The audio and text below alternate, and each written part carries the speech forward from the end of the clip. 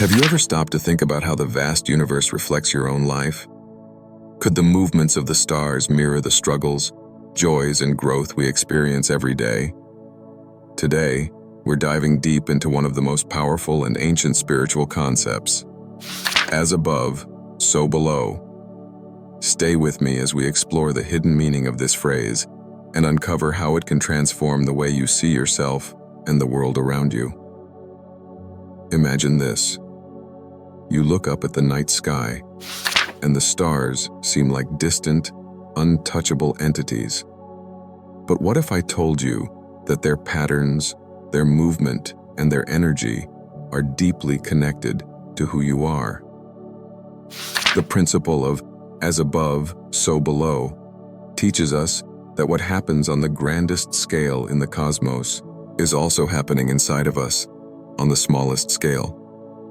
This concept has been passed down through ancient traditions and philosophies, and today, it remains just as relevant as ever. When we begin to understand the idea of as above, so below, it changes the way we see the world. Suddenly, we are no longer passive observers of the universe. We are active participants in a grand cosmic dance. This principle isn't just an abstract idea. It's a powerful tool that can help us navigate life with more clarity, purpose, and harmony. So why should you care about this? Why does this ancient phrase matter in your modern life? Stick with me, because by the end of this video, you'll see how understanding this universal truth can help you transform your thoughts, actions, and even your spiritual journey. 1. The ancient principle of interconnectedness. Let's start with the core idea of as above, so below. This isn't just a phrase, it's a universal principle that teaches us about the interconnectedness of all things. It's rooted in Hermetic philosophy, but its meaning stretches across cultures, religions, and time periods. In essence, it tells us that the macrocosm, everything in the universe, from the stars to the galaxies, mirrors the microcosm, which is our personal inner world. What happens in the heavens is reflected here on Earth, and what happens within us is reflected in the greater universe. But let's make this more relatable. Have you ever noticed how your mood can affect the people around you? When you're feeling joyful and uplifted, that energy tends to spread to others. And when you're feeling down or anxious, it seems like everything around you reflects that too. This is a small-scale example of as above, so below. Your inner state is reflected in the world around you. This principle doesn't just apply to emotions, it applies to everything in life. Think about the cycles in nature, the seasons, the tides, the phases of the moon. These larger patterns of change are mirrored in our personal lives. Just as the earth goes through cycles of growth, death, and rebirth, so do we. Our personal growth mirrors the growth of the plants, the changing of the seasons, and the movements of the stars. In Christianity, we see this principle reflected in the teachings of Jesus. In the Lord's Prayer we say, "Thy kingdom come, thy will be done, on earth as it is in heaven." Matthew 6:10. This prayer expresses a deep truth about the interconnectedness of heaven and earth. It reminds us that God's will, which is perfect and eternal in heaven, should also be reflected in our lives on earth. We are called to mirror the divine order in the way we live, the way we treat others, and the way we worship. Now think about that. If God's will is to be done on earth as it is in heaven, then we are active participants in bringing heaven to earth. Our actions, our choices, and even our thoughts play a role in aligning the above with the below. This concept invites us to look beyond the surface of reality and recognize the deeper connections that bind all of existence together. The universe is not chaotic or random.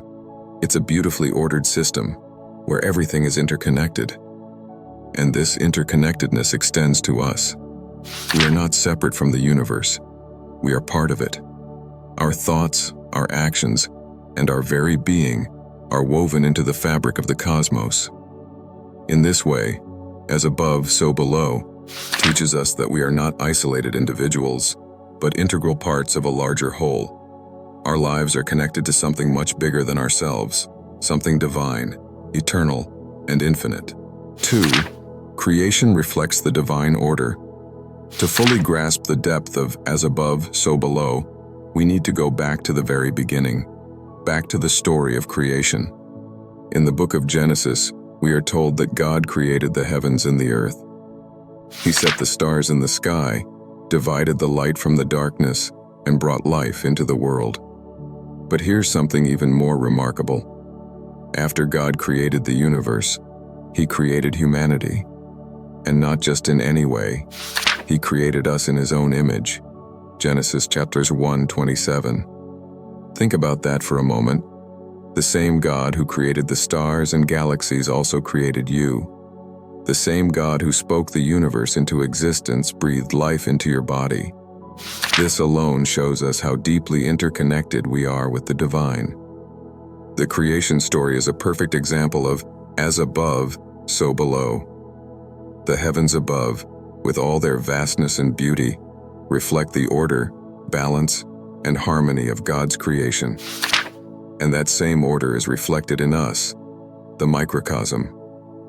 We are made in the image of God, which means we carry within us the divine blueprint of the universe.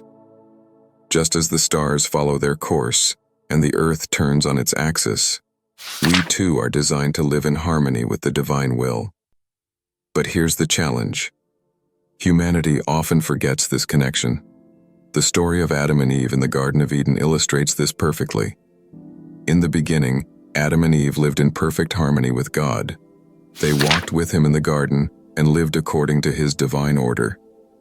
But when they ate from the tree of knowledge of good and evil, they disobeyed God's will.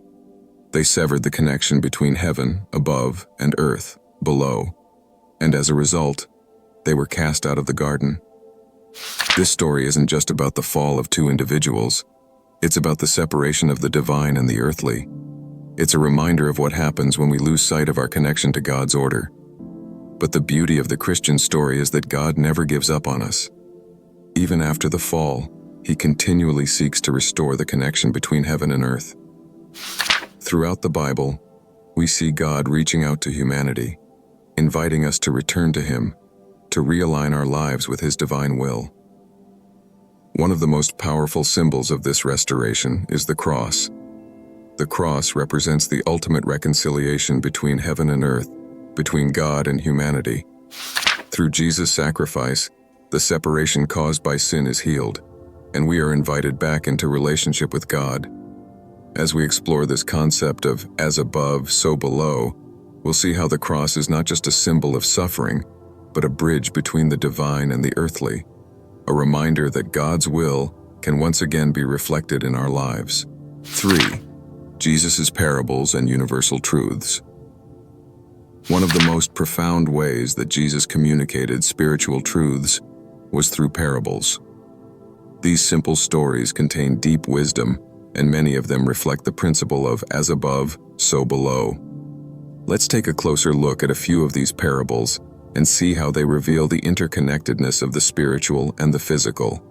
One of the most famous parables is the parable of the mustard seed, Matthew 13:31-32. In this parable, Jesus compares the kingdom of heaven to a mustard seed, which is the smallest of all seeds, but when it grows, it becomes the largest of garden plants. The birds come and nest in its branches, and it provides shelter and sustenance for many. This parable illustrates a powerful truth about as above, so below. Something small and seemingly insignificant in the physical world, a tiny seed, can grow into something vast and impactful in the spiritual realm. This reflects the idea that our small actions, thoughts, and choices can have a profound impact not just on our lives, but on the greater spiritual reality. Jesus is teaching us that the kingdom of heaven isn't something far away or out of reach. It starts small, like a seed planted in our hearts, and grows into something that affects everything around us. The kingdom of heaven begins within us, in the microcosm of our hearts and souls, and as it grows, it reflects the greater reality of God's rule in the universe. Another powerful example of as above, so below is found in the parable of the prodigal son, Luke 15:11-32. In this story, a young man demands his inheritance from his father, leaves home, and wastes all his money on reckless living. When he hits rock bottom, he decides to return to his father, hoping to be accepted back as a servant. But instead, his father runs to meet him, embraces him, and throws a celebration for his return. This parable reveals a deep truth about the nature of God's love. Just as the Father's joy on earth reflects a higher spiritual truth, the joy in heaven over one sinner who repents mirrors the celebration in the Father's heart. Heaven and earth are connected in this act of forgiveness and reconciliation. The story of the prodigal son also speaks to our own spiritual journeys. Like the prodigal, we often stray from God's will and lose our connection to the divine. But when we return, when we realign our lives with God's purpose, there is celebration both in heaven and on earth. The joy we experience in returning to God mirrors the joy that God feels when we come back to Him. These parables remind us that the spiritual truths of heaven are not distant or abstract. They are reflected in our everyday lives. The seeds we plant in our hearts, the choices we make, the relationships we build, all of these are connected to the larger spiritual reality of God's kingdom. 4. The cross as the ultimate symbol of as above, so below. When we think of as above, so below, there is no greater symbol of this principle than the cross. The cross is more than just a symbol of Jesus' suffering. It's a bridge between heaven and earth, between the divine and the human. Through his death and resurrection, Jesus reconciled the two realms, bringing heaven and earth back into alignment. At the heart of the Christian faith is the belief that Jesus' death on the cross wasn't just a historical event. It was a cosmic event that changed the course of history and eternity. On the cross, Jesus bore the weight of humanity's sin and separation from God. But his sacrifice didn't just heal our individual souls, it healed the entire cosmos. In Colossians 1:20, Paul writes, "And through him to reconcile to himself all things, whether things on earth or things in heaven, by making peace through his blood, shed on the cross." This verse beautifully illustrates the principle of as above, so below.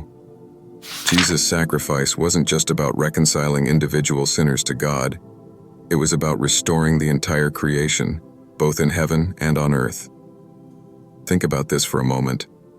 The cross isn't just about our personal salvation.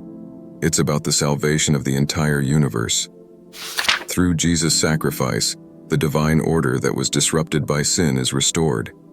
Heaven and earth are brought back into harmony, and we are invited to participate in that reconciliation. But the cross is also a call to action. Just as Jesus bridged the gap between heaven and earth, we are called to do the same in our lives. We are called to reflect the love, forgiveness, and mercy of God in our relationships, our actions, and our choices. When we live out the principles of the kingdom of heaven, we are bringing a little bit of heaven to earth. The cross teaches us that we don't have to wait until we die to experience heaven. We can begin to experience it here and now by aligning our lives with God's will. When we love, forgive, and serve others, we are participating in the divine order. We are reflecting the above in the below. 5. How as above, so below applies to your life. So how can we apply this principle to our everyday lives? What does it look like to live in a way that reflects the above in the below? One of the most powerful ways to do this is by cultivating our inner world. The Bible tells us that, as a man thinketh in his heart, so is he. Proverbs 23:7. Our thoughts, emotions, and beliefs shape the reality we experience. Just like the universe is governed by cosmic forces, our personal lives are shaped by spiritual principles. If we focus on negative thoughts, if we harbor anger, resentment, or fear, those emotions will manifest in our lives as negative experiences. But if we choose to focus on love, gratitude, and faith, we will see those qualities reflected in our lives. This is the law of correspondence at work. Our inner state is reflected in our outer reality. Jesus often spoke about the power of belief and intention. In Mark 11:24, he says, "Whatever you ask for in prayer, believe that you have received it, and it will be yours."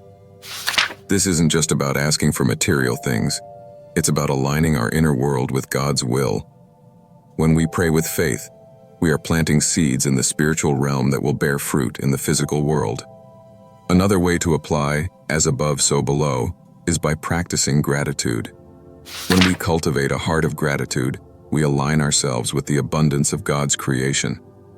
Gratitude shifts our focus from what we lack to what we already have, creating a ripple effect of positivity in our lives.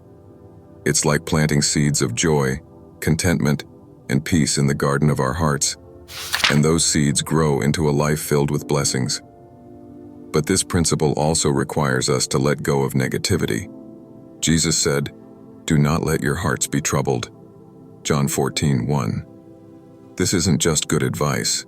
It's a command to release the fear, doubt, and negativity that keep us from experiencing the fullness of life. When we hold on to these negative emotions, we block the flow of God's love and grace in our lives. But when we let go, when we trust in God's plan, we open ourselves to the blessings that are waiting for us. So here's a question for you. What are you holding on to that might be blocking the flow of God's grace in your life? And how can you start to realign your inner world with God's will today? 6. Mastering the principle in your spiritual walk.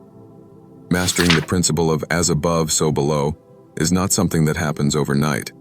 It's a lifelong journey of aligning our thoughts, emotions, and actions with the divine order. But the good news is that we don't have to do it alone. Jesus is our guide, our teacher, and our example.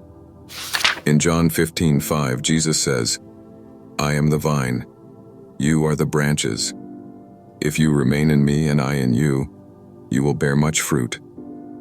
This image of the vine and branches is a beautiful illustration of "as above, so below." Just as the branches depend on the vine for life, we depend on our connection with Jesus for spiritual life. When we remain in Him, when we stay connected to His love, His grace, and His truth, we bear fruit in our lives. Our thoughts, words, and actions become a reflection of His divine order.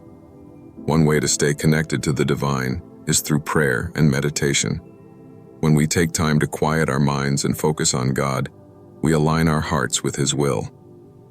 Prayer is not just about asking for things, it's about tuning into the divine frequency, listening for God's voice, and aligning ourselves with His purpose. Through prayer, we open ourselves to the flow of God's love and wisdom, allowing His grace to transform our lives. Meditation is another powerful tool for aligning ourselves with the above. When we meditate, we create space for God to speak to us. We quiet the noise of the world and tune into the still, small voice of the Holy Spirit.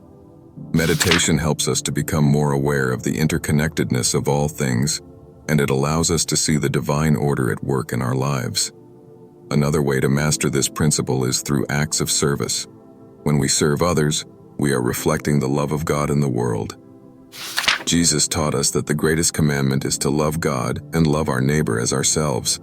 Matthew 22:37-39. When we love and serve others, we are participating in the divine order.